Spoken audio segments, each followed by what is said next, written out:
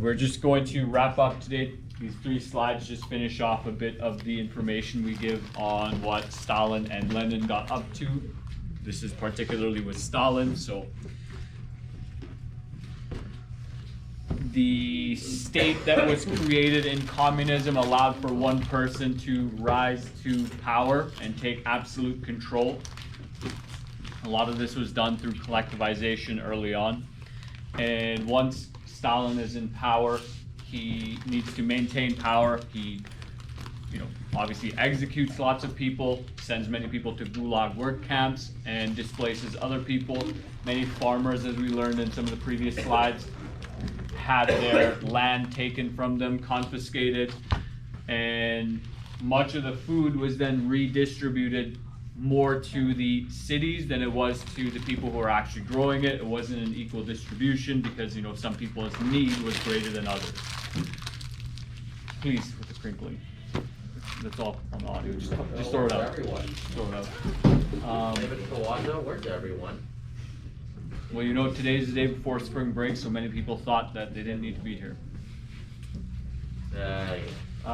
Anyways, so Stalin, at some point, there are a lot of food shortages, and the Ukrainian people who are under or within the USSR are targeted by Stalin because he thinks that they're holding out some of the food and crops that they're growing. And so food is essentially taken from them. Now, actually, I'll speak on the second point. So Stalin required large grain quotas, again, in a communist.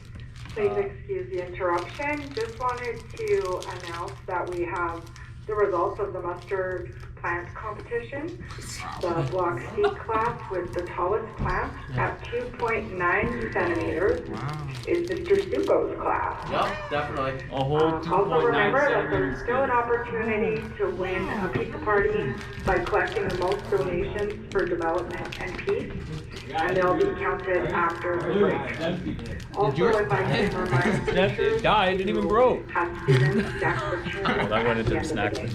bin. Thank you, and congratulations to Mr. Suko's class. Hey, let's No growth, kids, no growth. Hey, Kawada, let's start a coalition to steal all the pieces from Asuko. Let's do it. Well, the Suko's class didn't win, right? So he won the plant growing contest, but the pizza party's based on donations. My jar's empty, kids. I'm not gonna get fed. That's alright. Let's buy our own.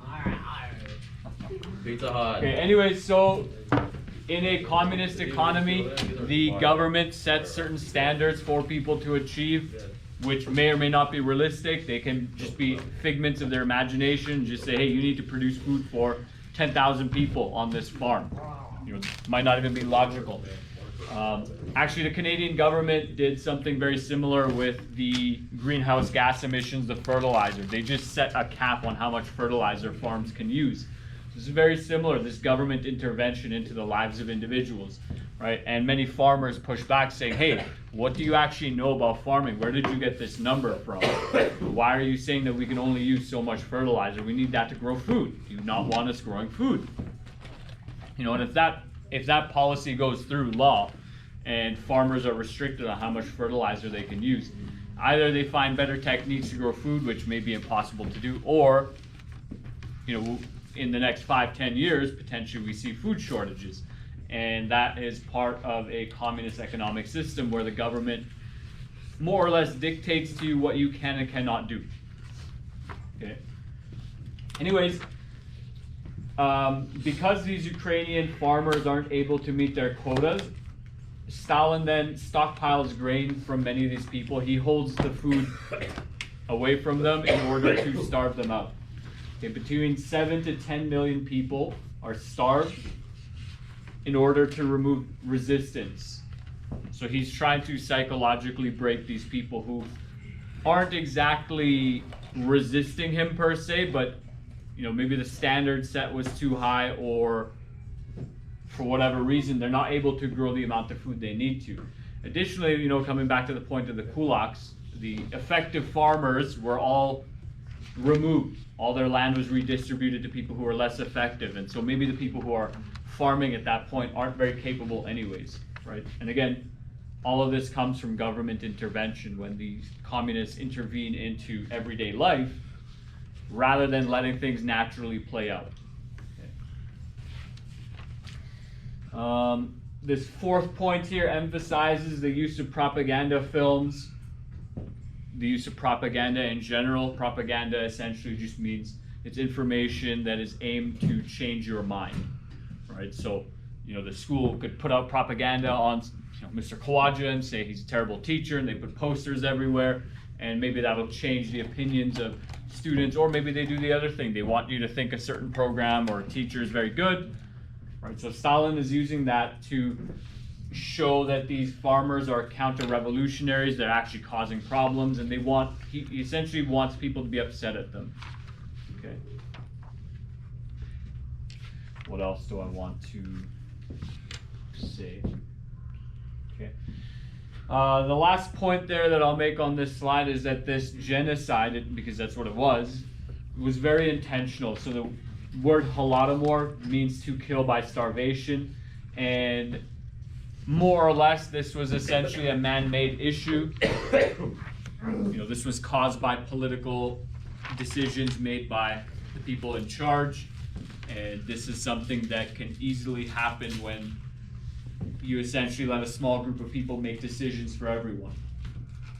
It's very hard to organize an economy and food growth process. It's not easy to figure out, what the best solutions are. Ideally, you want people to both do cooperation and competition to figure out the best methods for growing food and the best methods for transporting it and getting it to the people who will pay for it to consume it. It's hard to control all of that. Here's a little quote, I'll read this out. This is by Timothy Snyder. It's from a book called Bloodlands, Europe Between Hitler and Stalin. The quote reads, "Survival was a moral as well as a physical struggle. A woman doctor wrote to a friend in June 1933 that she had not yet become a cannibal." For those of you who are not aware, a cannibal is someone who consumes human flesh willingly.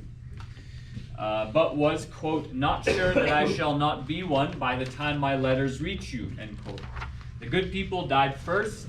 Those who refused to steal or to prostitute themselves died. Those who gave food to others died. Those who refused to eat corpses died. Those who refused to kill their fellow man died. Parents who resisted cannibalism died before their children did.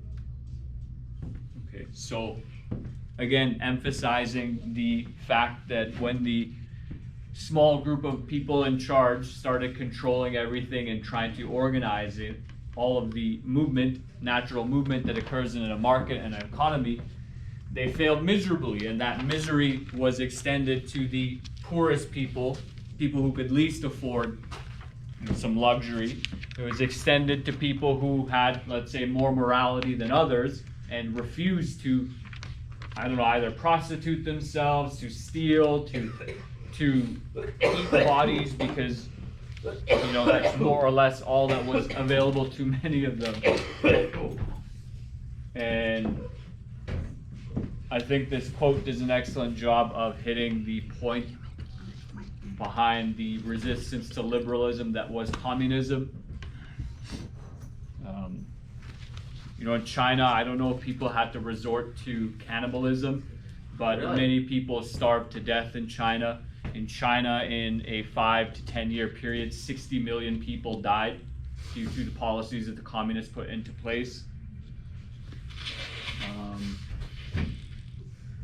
Okay, just blow your nose outside, okay? Please and thank you. Just courtesy to everyone else. Stalin's rule comes to an end in 1953. But over the next 30 years, there's a division between those who support Soviet Russia and those who do not. In the mid-1980s, Mikhail Gorbachev became the leader of the Soviet Union and began a process to embrace values of liberalism. His policies emphasized openness and greater freedoms. His political and economic reforms included moving towards market economies, private ownership, multi-party elections.